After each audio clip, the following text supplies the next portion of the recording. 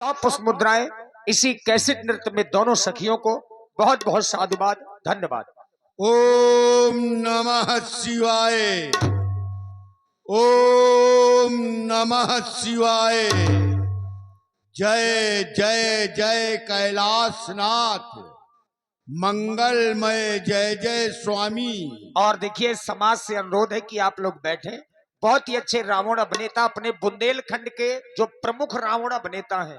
वैसे रावण बनने वाले बहुत हैं, लेकिन आप लोगों ने भी नाम सुना होगा, पंडित राजू अवस्थी जी रावण के नाम से प्रसिद्ध हैं।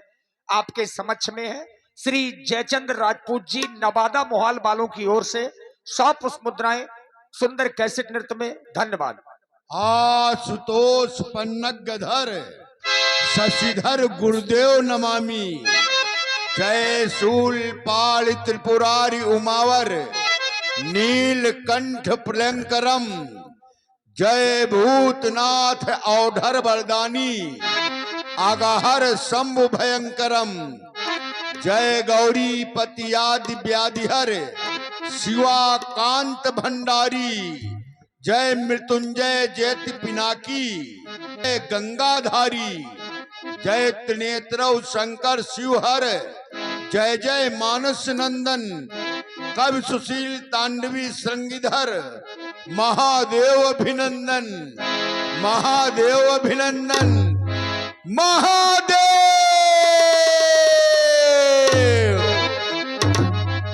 भोले, मैं आज आपका ध्यान अंतःकरण में स्थापित कर इस पर्यंक पे निशंकता से शयन कर रहा था। अकस्मात ये कौन कह रहा, दशानन सावधान। आज रावण लंकेश को ललकारने की चेष्टा करने वाला कौन? ये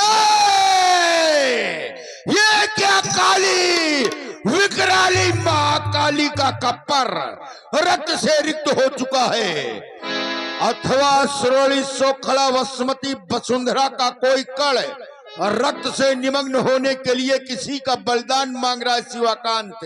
कारण क्या है?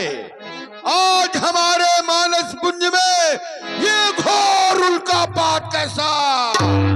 आज हमारी सीमा पर ये क्रूर काल का नर्तन कैसा? कैसा छाया धुआंधार, ये कैसा भीषण परिवर्तन? क्यों वसुधा डगमग डोल उठी और ये खंग कर रही खनन खनन? कारण क्या है भोलेनाथ? और आप हैं भाई विपिन राजपूत चिल्ली वालों की ओर से 21 मुद्राएं, सीएम चंद्रमोल और लच्छी रामपाल 21 मुद्राएं, मुकेश कश्यप जी पॉपकॉर्न वाले राट से 11 मुद्राएं, प्रहलाद कुशवाहा जी मिष्ठान भंडार एवं चाट भंडार 21 मुद्राएं। पेटू राजा पर देखने आती हो क्या? जब तक राम जी धनुष न तोड़े और धनुष टूटता न देखे और पहले भाग जाओ तो रामलीला देखने का क्या लाभ है? कम से कम आज धनुष की लीला में ये तो देखते जाते कि राम जी धनुष तोड़ रहे हैं। खैर कोई बात नहीं, जिनको जाना है चुपचाप जाएं और बाकी लोग शांति से बैठे। इतनी देर तक सबको देखा तो थोड़ी देर हम लोगों को भी देखो। ना अच्छा लगे कान में उंगली डाल लो, लेकिन बैठे रहो। क्यों भाई, गलत तो नहीं कह रहा? अब देखो, हमें स्वयं नहीं पता कौन हमें ललकार रहा है।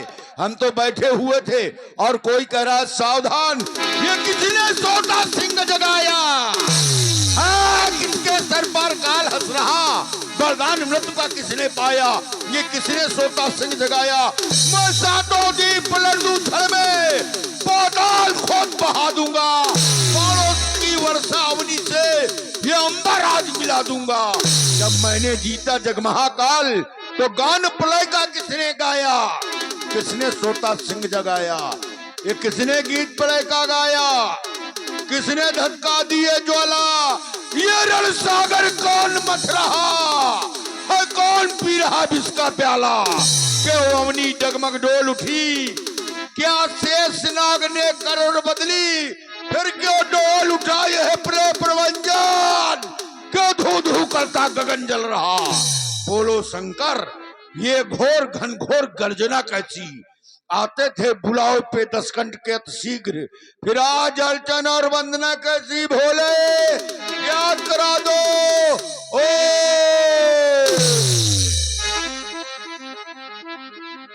राजा जनक की राजधानी मिथिला में भगवान शंकर के धनुष का खंडन होने जा रहा।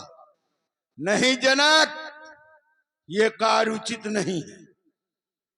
मैं जानता हूं राजा जनक धनुष के द्वारा भगवान को ढूंढ रहा है, ईश्वर की खोज कर रहा है जनक, लेकिन ईश्वर आया है जनक के लिए नहीं आया। ईश्वर के आने की प्रतीक्षा करने वाला तो केवल रावण है। कर रहा प्रतीक्षा था जिसकी मेरा अब पूर्ण कार्य हुआ और मेरे ही उद्धार हेतु नारायण ने अवतार लिया। हम राक्षसों के कल्याण के लिए ईश्वर का अवतार हुआ है और लाभ लेना चाहता है जनक। नहीं राजा जनक, आ रहा हूं मिथिला में और देखूंगा कौन माई का लाल रावण के सामने धनुष का खंडन करेगा। बम विश्वनाथ, हर हर महादेव।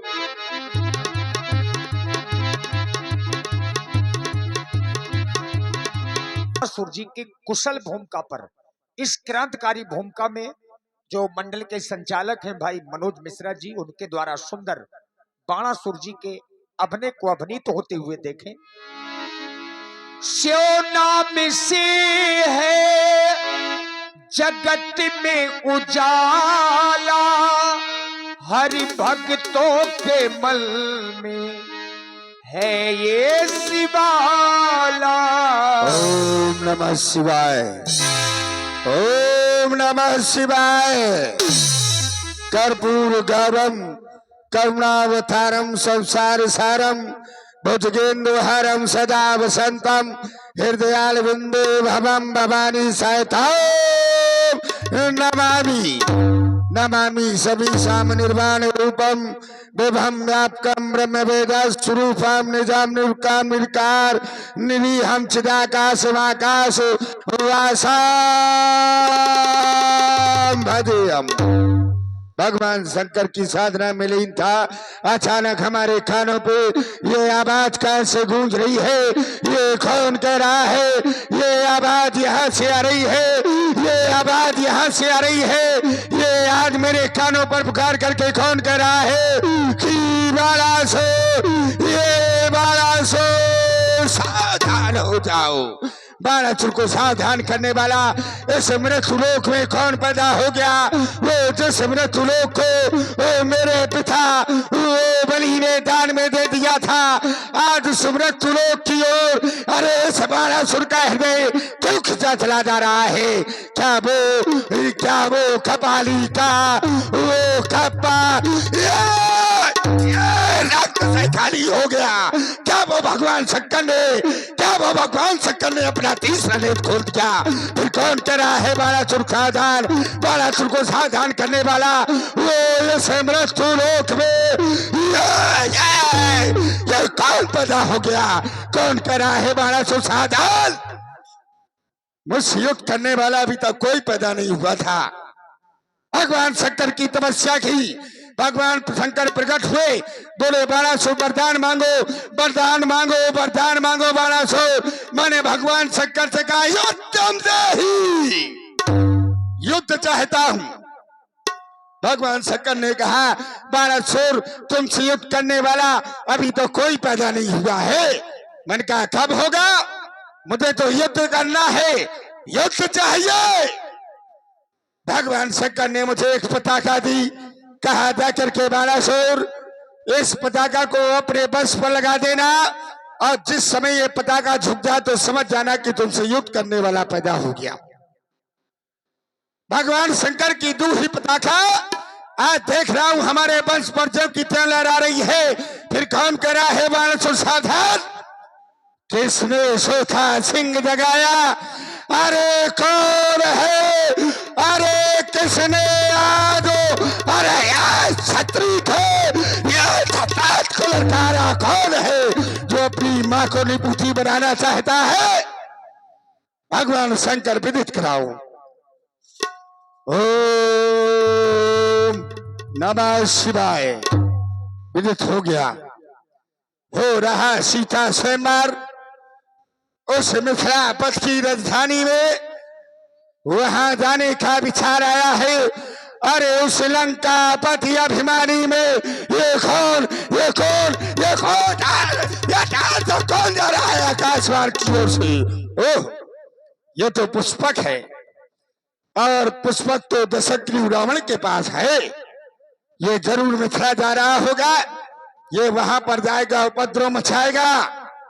लेकिन ठहर जा लंकेश, बाणासुर के होते हुए गुरु बंधु सिरा ध्वज के और स्वयंवर में अगर तुमने विघ्न मचाया तो अच्छा नहीं होगा। लेकिन क्या करूं, मुझे वहां पर पहुंचना चाहिए मिथिला। इसके पास पुष्पक है, और पुष्पक तो मन की गति से चलता है। इसके पहले पहुंचना है, तो कैसे जाऊं? हाँ, याद आया, भगवान शंकर ने 7 गांठ की माला दी थी।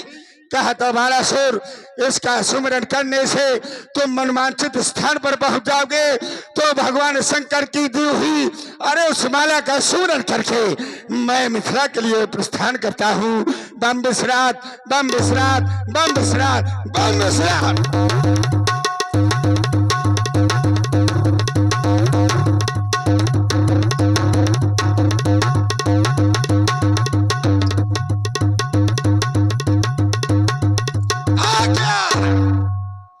आ गया मिथिला। भगवान शंकर के पिनाक आधा वेद का परिस्थापित है। बलिपुत्र बाणासुर आपको प्रणाम करता है।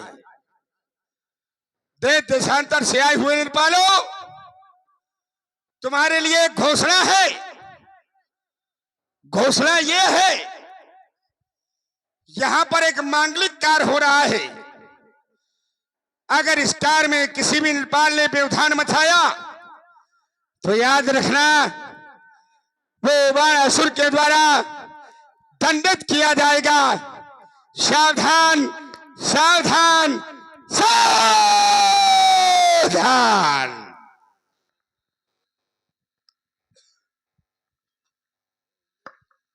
भोले,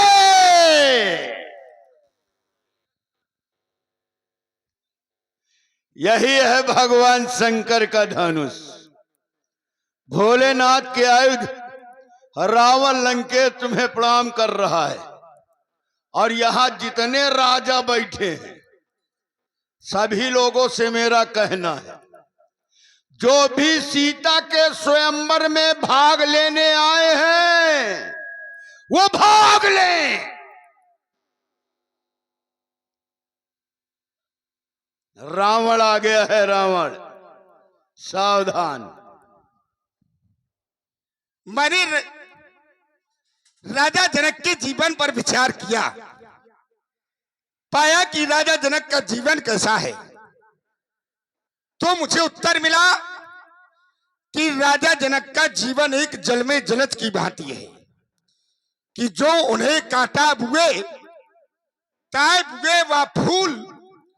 राजा जनक का जीवन ऐसा है कि राजा जनक के चलने वाले मार्ग पर अगर कोई व्यक्ति कांटे बिछा देता है, तो राजा जनक का जीवन ऐसा है कि कांटे बिछाने वाले व्यक्ति के मार्ग में राजा जनक फूल बिछा देते हैं। लेकिन बाणासुर का स्वभाव ऐसा नहीं है। बाणासुर का स्वभाव है कि जो हमें कांटा दिखे ताए दिखे हम भाला। और आज ये पंडित भी क्या जानेगा, पड़ा किसी से पाला। चलो चल करके मिला जाए। वेद अध्याय कुलभूषण कंचन नगरी के स्वामी दशानंद जी मिथिला में एकानन में। जय श्री भगवान शंकर की, जय भोलेनाथ की। हमने आपकी घोषणा सुनी, आपकी घोषणा हमें समझ में नहीं आई। समझ में इसलिए नहीं आई, आपने घोषणा की कि जो सीता के स्वयंवर में भाग लेने आए हैं वो भाग ले। जो सीता के स्वयंवर में भाग लेने आए हैं वो भाग ले। अब इस भाग लेने के यहां पर 2 अर्थ निकलते हैं। 2 अर्थ। एक भाग लेने का ये मतलब होता है कि वो आकर के उस स्वयंवर में अपना सहयोग प्रदान करे, और एक भाग लेने का मतलब ये होता है कि यहां से भाग जाए। दो अर्थ निकलते हैं। तो कौन वाला भाग ले? ये वाला भाग ले कि ये वाला भाग ले? जरा अपनी बात को समझा करके बताइए। तुम्हारा दोष नहीं है। अगर समझदारी हो तो समझ जाओ। जब समझदारी नहीं, मेरे कथन में केवल एक ही अर्थ है, दूसरा अर्थ नहीं है। भाई, लड़ाई के मैदान में, युद्ध के मैदान में किसी कायर डरपोक व्यक्ति को अस्त्र शस्त्र दे दो और कहो जाओ लड़ो, तो जो कायर है वो भला कभी लड़ने जाएगा? तुम लोग बताओ। ये लोग तो पीछे बैठे हैं, पता नहीं चलता ये सो रहे हैं कि जग रहे हैं। बैठे हैं। अरे और आगे आ जाओ, यहाँ बैठो। जब जगह है, कम से कम कुछ समाज समझ मत आवे। कोई खोपड़ी हिले कि भाई सही है कि गलत है, तो समझ में आवे कि लोग हमें सुन रहे हैं। भाई तभी तो समझ में आए कि सुन रहे हैं। कायर डरपोक व्यक्ति को चाहे जितने अस्त्र शस्त्र दे दो, वो लड़ने नहीं जा सकता। और लड़ने वाले लड़ते हैं। और लड़ता कौन है? रण क्षेत्रों में वही लड़ेगा। रण क्षेत्रों में वही लड़ेगा जिसका बड़ा। सब नहीं लड़ते। रण क्षेत्रों में वही लड़ेगा जिसका बड़ा कलेजा है, और बातें उतनी वही करेगा जिसके जितना। और जिसके भेजा नहीं होता वही रावण के आगे भेजा जाता है। बताओ, मैंने ऐसी कौन सी बात कही जिसमें दो अर्थ निकल रहे हों? मैंने ये कहा है कि सीता के स्वयंवर में जो भाग लेने आए हैं वो भाग लें। यही तो कहा है ना सब लोगों, तुम लोगों ने भी सुना होगा। यही कहा है। यह नहीं कहा कि यहां से भाग लें। यहां से भागने कहा है क्या? यह कहा कि जो सीता के स्वयंवर में भाग लेने आए हैं वो भाग लें। एक ही अर्थ तो निकल रहा है। भाई, कोई प्रतियोगिता है, कोई परीक्षा है, तो जो प्रतियोगिता में प्रतियोगी भाग लेने आए हैं वो भाग लें। और ये तो मैंने कहा नहीं कि यहां से भाग ले, तो कहा दो अर्थ है। चलिए चलिए, दो अर्थ हो तो बता दे। सागर में सब मोती नहीं, कुछ घोंगे भी होते हैं। सागर में सब मोती नहीं, कुछ घोंगे भी होते हैं। और पंडितों में सब पंडित नहीं, कुछ पुंगो भी होते हैं। देखिए, मैंने कहा था कि दशानंद जी, आपकी बात को थोड़ा मैं समझ नहीं पाया कि यहां पर भाग लेने के दो अर्थ निकलते हैं। बोले नहीं, एक ही अर्थ निकलता है। बोले जैसे युद्ध भूमि में जाओ, अस्त्र शस्त्र दे दिए जाए, तो जो कायर होंगे वो भाग लेंगे, लड़ेंगे नहीं। लड़ने वाले लड़ते हैं। देखिए, यहां पर मैं बात आपके भाग लेने के दो अर्थ कैसे निकले, क्योंकि आपने जब घोषणा की थी तब आपकी घोषणा क्या थी?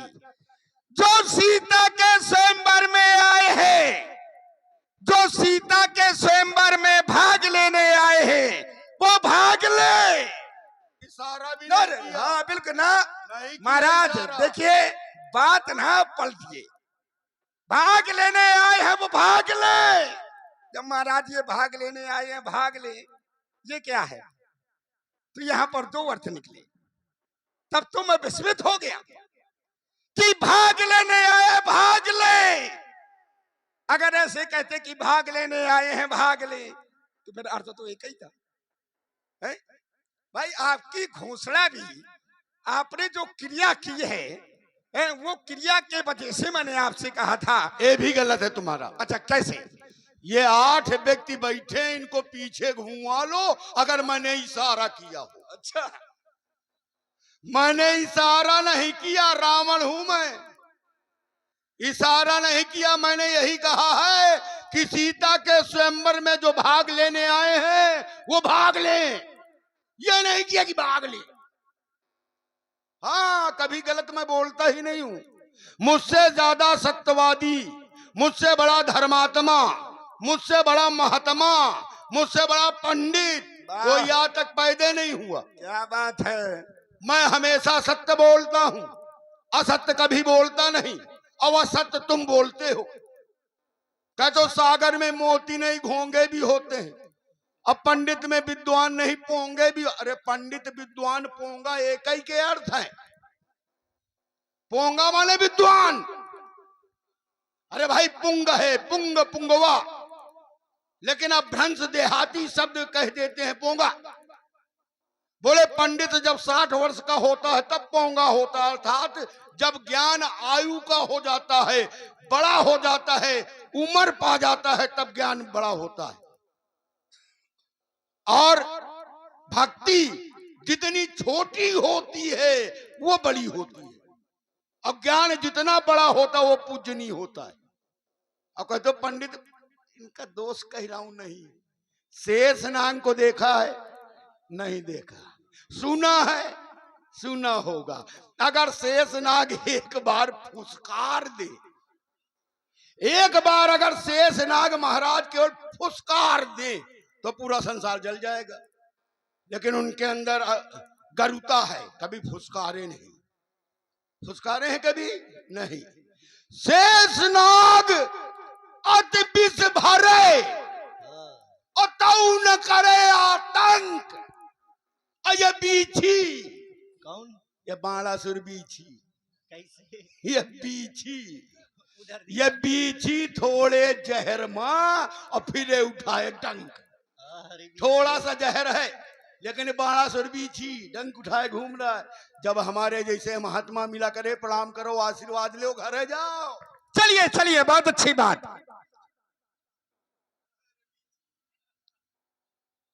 दशानन जी, आप कहते हैं कि मैं झूठा हूं। आप बहुत बड़े सत्यवादी है, धर्मात्मा है। बोले मुझसे बड़ा कोई धर्मात्मा नहीं है, मुझसे बड़ा कोई धर्मात्मा नहीं है, मुझसे बड़ा कोई सत्यवादी नहीं है। ना तो तुम धर्मात्मा हो, ना तो तुम सत्यवादी हो, और ना तुम महात्मा हो। ठीक है, धर्मात्मा होते बाढ़े खलबहु चोर जुआरा, जे लंपट परदन परदारा, मां नहीं मात पिता नहीं देवा, साधुन सन करवा वही सेवा, और जिनके ये आचरण भवानी ते जानो निश्चर सम प्राणी। अब बताओ, जो चोरी करवाए वो धर्मात्मा होता है, जो जुआ करवाए वो धर्मात्मा होता है? जो माता को ना माने, पिता को ना माने, वो धर्मात्मा होता है। संतों को ना माने, संतों से सेवा करवाए वो महात्मा